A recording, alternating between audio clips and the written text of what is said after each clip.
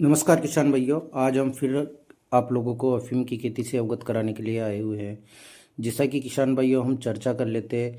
अफीम की खेती एक ऐसी खेती है जिसको हर कोई पर्सन नहीं कर सकता है। इसके लिए किसान को पहले के आज के समय में इसके जो लाइसेंस है वो किसानों को यूं ही नहीं मिलते, क्योंकि ये काफ़ी समय से चली आ रही परंपरा के अनुसार जिन लोगों के पास पहले अफीम का लाइसेंस गवर्नमेंट द्वारा अप्रूवल किया हुआ था, वही लोग अफीम की खेती लगाने में सक्षम है। जी किसान भाइयों, हम बात करेंगे अफीम की खेती जो है नारकोटिक्स विभाग के माध्यम से किसानों को इसकी परमिशन दी जाती है।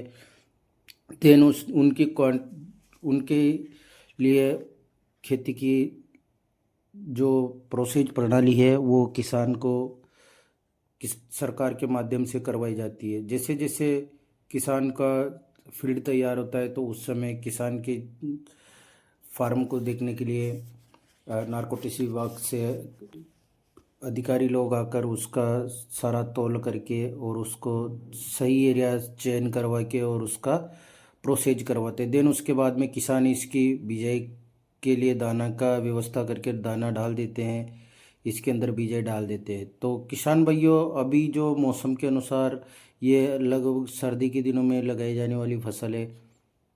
इसका जो अभी आप सामने जो स्क्रीन में अफीम की खेती देख रहे हो, ये लगभग 35 से 40 दिन के अंतराल में आ चुकी है।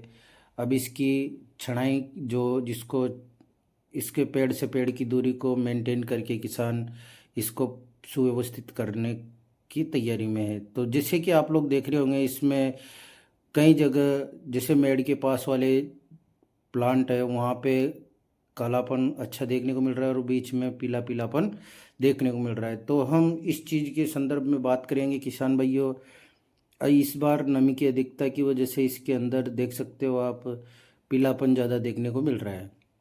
तो इन चीज़ों को मद्देनज़र रखते हुए हम चर्चा करेंगे कि इस पीलापन का क्या राज हो सकता है। ये पीलापन किसान भाइयों, अगर हम लोग अच्छे तरीके से अगर इसकी पत्ती को उल्टा करके देखेंगे तो इसके अंदर जो काली मस्सी की शिकायत होती है, काली फफूंद लगी होती है, उसके लक्षण इसके अंदर देखने को मिल रहे हैं। और इस चीज़ का राज भी आप लोगों को बता देता हूँ। जैसा कि आप लोग वीडियो में देख रहे हो, इसकी मेड़ के पास वाली जो कॉर्नर है उन पे अफीम का अच्छा प्रोसेस देखने को मिल रहा है। जी हाँ, तो ये सारा मैनेजमेंट इसके फर्टिलाइज़र माइक्रोन्यूट्रेंट के ऊपर डिपेंड करता है। किसान ने जब इसका खेत तैयार किया तो उसका जो मेड़बंदी की तो उसके अंदर अधिक माइक्रोन्यूट्रेंट आने से इसकी देख लो चाल में भी काफ़ी फ़र्क देखने को मिल रहा है। और इसके जो जड़ों में समस्या देखने को मिल रही है उसकी वजह से भी इसके पौधे का बढ़वार नहीं हो पा रहा है। तो किसान भाइयों, अगर आप लोगों ने भी अफीम की खेती लगा रखी है तो मैं कुछ चीज़ें बताऊंगा जिनका प्रयोग आपको इसके अंदर करना होगा। तो किसान भाइयों, जैसे इसके अंदर बेसल डोज में आप लोग गोबर की खाद डालते हो, देन उसके साथ साथ में कई लोग क्या है कि कुछ कम गली हुई गोबर की खाद डाल देते हैं तो उसमें उसके अंदर फफूंद का अटैक ज़्यादा देखने को मिलता है। तो उसके लिए आपको फफूंदी नाशक का प्रयोग करना है, जिसमें आप या तो ट्राइकोडर्मा का प्रयोग ले सकते हो या फिर थाइफिनेट मिथाइल जो आता है 70% वाला, उसका प्रयोग ले सकते हो। देन उसके बाद में इसके अंदर जब आप इसको ऊपर से डोज पहुंचाते हो, जैसे जिंक, बोरोन, माइक्रोन्यूट्रेंट, माइक्रोराइजा या कुछ अन्य बायोविटा, कोई भी अन्य जो माइक्रोन्यूट्रेंट आते हैं उनका प्रयोग पहुंचाते हो, तो उनके साथ साथ में आप लोगों को इसके साथ में इंसेक्टिसाइड का भी प्रयोग करना बेहद ज़रूरी है। इस प्रकार आप अपनी भूमि को भी ट्रीटेड कर सकते हो। और उसके बाद में जैसे अभी ये इस कंडीशन में इसके ऊपर ये जो पीलापन देखने को मिल रहा है, तो इसको दूर करने के लिए हमें किन किन चीज़ों का ध्यान रखना है। तो इसके लिए आपको इस फोलियर स्प्रे निकालना पड़ेगा किसान भाइयों। तो फोलियर स्प्रे में आप किन किन चीज़ों का चयन कर सकते हो, जैसे प्राथमिकता में आप इसके अंदर जो मेटालैक्सिम मैनकोजेब आता है उसका प्रयोग ले सकते हो, जो और या फिर आप एंट्राकोल जो आता है प्रोफिनेप 70%, उसका भी प्रयोग आप इसके अंदर कर सकते हो। इसके साथ साथ में इसके अंदर जिसे माओ का, एफिड का, काली मक्खी उड़ती है इसके अंदर, अगर गौर से देखोगे तो इन चीज़ों का भी कवर करना बेहद ज़रूरी है।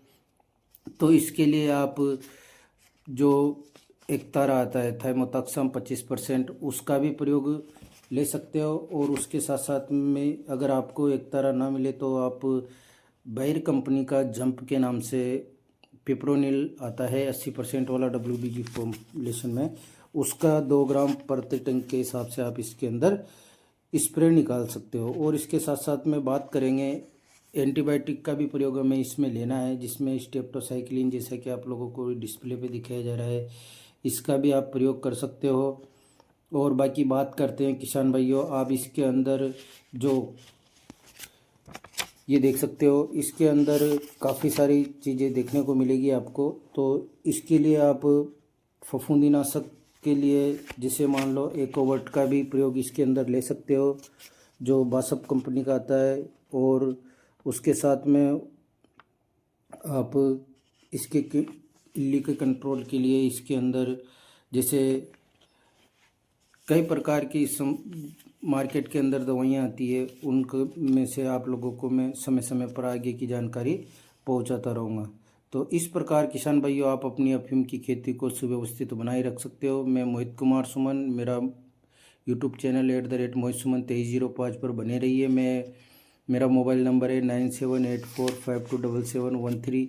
मैं आप लोगों को इस प्रकार अफीम की खेती से संबंधित जानकारी पहुंचाता रहूँगा। इसमें सबसे मेन चीज़ होती है जो काली मस्सी की शिकायत, उसको नियंत्रण करना बेहद ज़रूरी है। जो मैं आप लोगों को बताया है उन चीज़ों का